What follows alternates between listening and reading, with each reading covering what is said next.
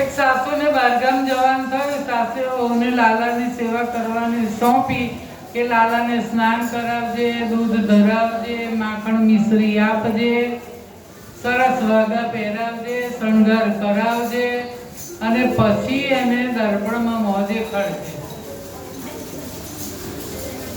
જો જે તૈયાર કર્યા પછી દર્પણમાં મોં બતાવવાનું રહી જાય નહીં. સાસુએ સ્ટ્રિક્ટ કહ્યું હતું આજે.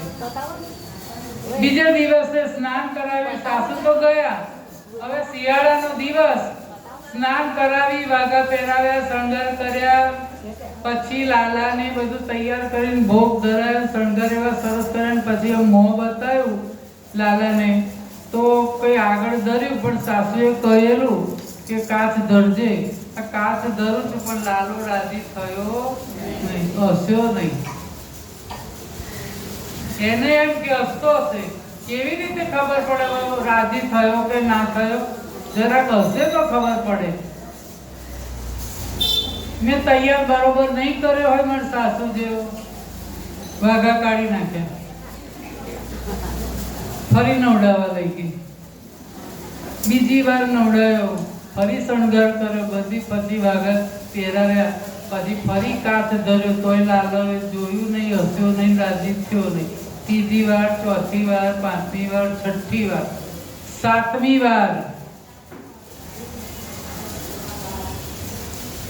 હવે લાલો અકળાયો કે આટલી બધી ટાળમાં મને 7 વાર નવડાયો.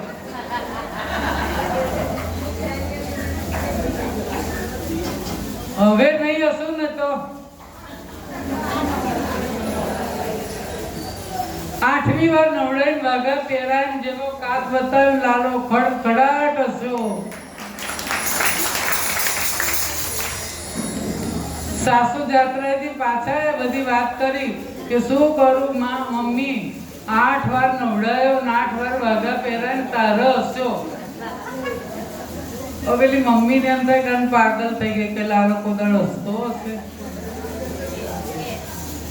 બીજે દિવસ સાસુમાં સેવા કરવા બેઠા, એને સ્નાન કરાવીને વાઘા પહેરાવીને શણગાર કરીને ભોગ ધર્યું, પછી કાચ બતાવવાનું થયું એટલે લાલો બોલ્યો કે તું નહીં, કાચ બતાવવાની સેવા તારી વહુ કરશે આજથી. કારણ કે તું તો બેસું છું તો મોડું ઢીલું કરીને વીલું કરીને બેન જયારે જવું ત્યારે રડતી ને રડતી, આ નહીં પેલું નહીં. તારી બહુ બેસે તો મને હસવું આવે ને, એ હસે તો મને હસવા મળે. અને ત્યારથી વહુએ સેવા ચાલુ કરી. ભલે સાસુ બધું તૈયાર કરે પણ કાચ બતાવવા વહુ જાય, એવી રીતે સેવા કરી. હવે પેલી વહુને કહ્યું હતું કે આજે જન્માષ્ટમી છે. કોની વાત ચાલતી હતી? હવે તો યાદ આવે છે કે નહીં? હે કોણ?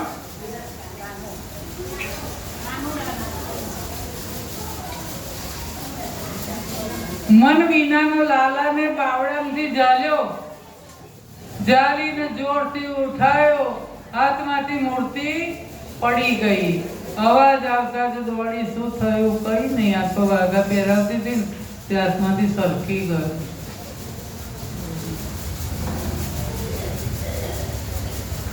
સાસુ બૂમો પાડે, દોડા દોડ કરે, રડતી જાય ને કે મારા લાલાને શું થયું, મારા લાલાને શું થયું, મારા લાલાને વાગ્યું, મારા લાલાને બચાવો.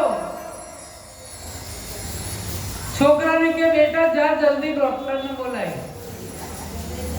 રડવા લાગી, ઓ લલ્લા લલ્લા પુકારે, हाय क्या जुल्म हुआ रे, बुढ़ापा बिगड़ गया जी, लाल मेरा कैसे गिरा रे, जाओ डॉक्टर को बुलाओ, लाल का हाल दिखाओ, अगर इसको कुछ हो गया मुझे बीमार डालो.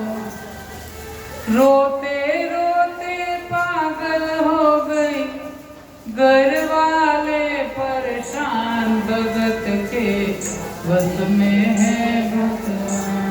દીકરો કે આ તો પિત્તરનો છે, એને વાગતું હશે, આ થોડો સાચો છે? માં માની નહીં, રડવા લાગી, ડોક્ટર બોલાવો, આજુબાજુ વાળા ભેગા થઈ ગયા, શું થયું? આ મારી માં પાગલ થઈ ગઈ છે, આ મૂર્તિ પડી ગઈ, આ તો મૂર્તિ છે. પિત્તરના લાલન વાગતું હશે કોઈ દિવસ?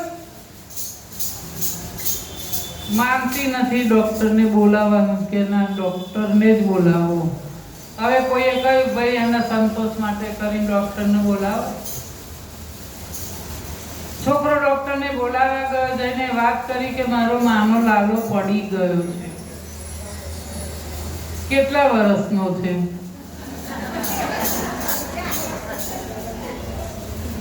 અને ક્યાં વાગ્યું છે? પેશન્ટને અહીં લઈ આવો.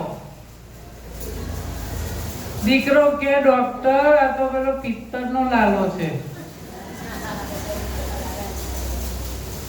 ડોક્ટર કે એને કઈ વાગતું હશે, પણ તારી માં તો પાગલ છે ને તુંય પાગલ, કહેતા બી દીવાના, સુનતા બી દીવાના.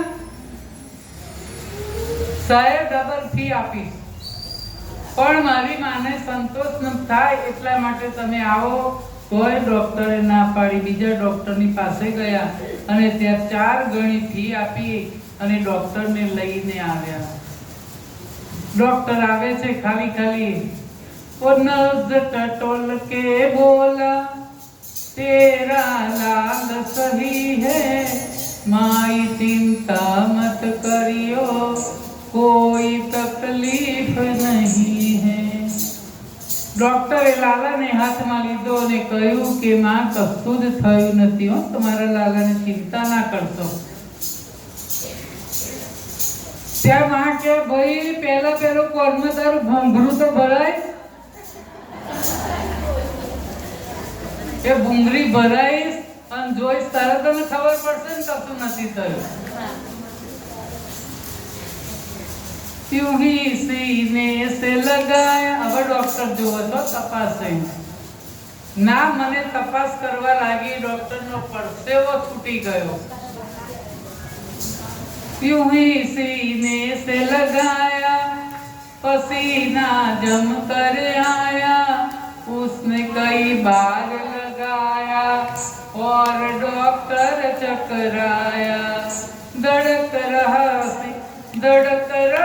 सीना लल्ला का, मूर्ति में है जान भगत के बस में है भगवान, भगत के बस में है भगवान. ડોક્ટરનો પરસેવો છૂટી ગયો, ચક્કર આયા. ડોક્ટર તો ત્યાંથી ચાલવા માંડ્યો. આંસુ લાલાનું હૃદય ધડકવા લાગ્યું અને ચાલવા જાય ને તે માએ પકડ્યો કે ઊભો રે ભાઈ, ઊભો રે, મારા લાલાને શું થયું છે? મારો લાલો સારો તો છે ને, કઈ નથી થયું ને? ડોક્ટર રડી પડ્યો, માના ચરણોમાં પડ્યો. માં લાલો ક્યાંથી લાવી, મારે ત્યાં જવું છે. તારો લાલો જુગ જુગ જીવે ગુણગાન ગાવા લાગ્યો. ડોક્ટરી છોડી દીધી અને પ્રભુ ભક્તો માટે શું નથી કરતો પણ ક્યારે કરે છે એની ખબર નથી. ડોક્ટરી છોડી દીધી કે મેં દેખું દિસ और सखीरी सामने मेरे सावरिया, सामने मेरे सावरिया. તો સંતો જન સેવાને પ્રભુ સેવા માને, પ્રાણી માત્રમાં પ્રભુને જુએ, સર્વના આત્મામાં તેમને પોતાનો આત્મા દેખાય છે. આખું જગત સિયા રામમય દેખાય છે, જેમ કે એકનાથજીને ગધેડામાં રામેશ્વરના દર્શન રામમય થઈ જવા.